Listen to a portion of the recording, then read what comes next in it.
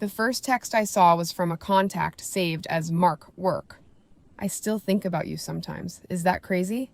I stood in our kitchen holding my husband's phone, the one he'd left charging on the counter while he showered, and I felt the floor tilt slightly under me.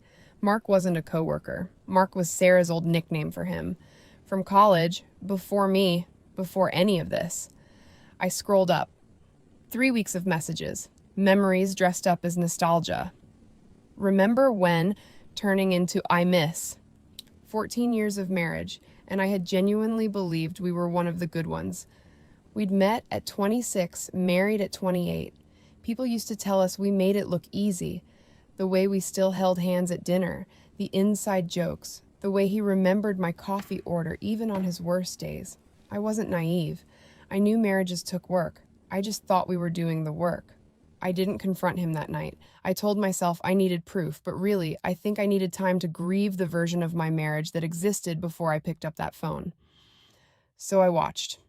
And 2 weeks later, I followed a hunch and drove to a hotel parking lot 40 minutes from our house, the kind with hourly rates and no security cameras worth mentioning.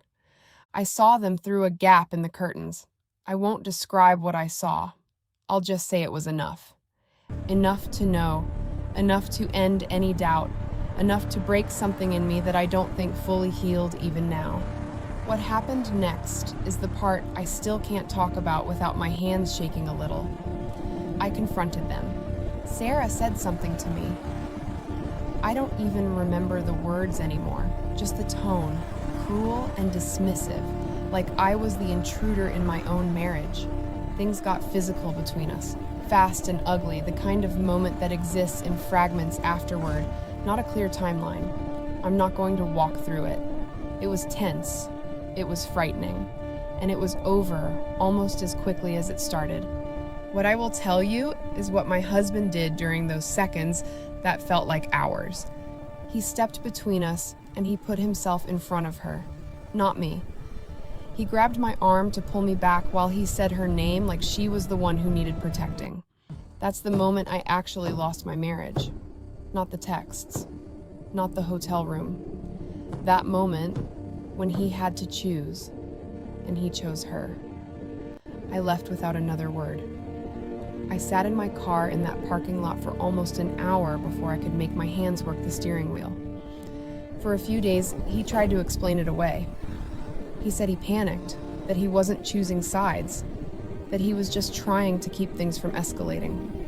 I wanted so badly to believe that. But then his mother called me, gentle and concerned, asking what had really happened because apparently he'd told her a different story entirely, one where I had shown up uninvited and lost control, where he'd been caught in the middle of two irrational women. He'd erased his own role completely. He'd made himself the victim of a story where I was unstable and he was just unlucky. That's when I understood the architecture of what he'd done. Not just the affair, the lie built around it. The careful way he'd positioned himself as blameless to the one person whose opinion of him mattered most. I went into a kind of survival mode after that. I found a therapist who specialized in betrayal trauma, and I went every single week for nearly a year. I set boundaries I never thought I'd need. No contact with Sarah, transparency on his phone, couples counseling on top of my individual sessions. I did the unglamorous, exhausting work of deciding whether trust could be rebuilt from nothing. And slowly, I let myself believe it could. He seemed remorseful. He showed up to therapy. I forgave him, not because he necessarily deserved it, but because I wanted to believe people could fully come back from their worst moments. For a while, it felt real. He was attentive in a way that almost embarrassed me. Flowers for no reason, voice memos in the middle of his workday just to say he loved me, anniversary trips planned 8 months early. My therapist gently used a phrase I hadn't heard before, love bombing. She said, sudden, performative affection sometimes isn't connection. It's a strategy, a way of managing guilt without actually facing it. I didn't want to hear that. I wanted it to just be love. Then, last month, an old college classmate I hadn't spoken to in years messaged me out of nowhere. She'd seen my husband at a restaurant downtown, intimate dinner, a woman who wasn't me. She wasn't trying to start anything. She just thought I should know. I didn't even feel shocked. That's the part that scares me. I just felt tired, like some part of me had been waiting for this exact message since the day his mother called me with his version of events. I've filed for divorce now.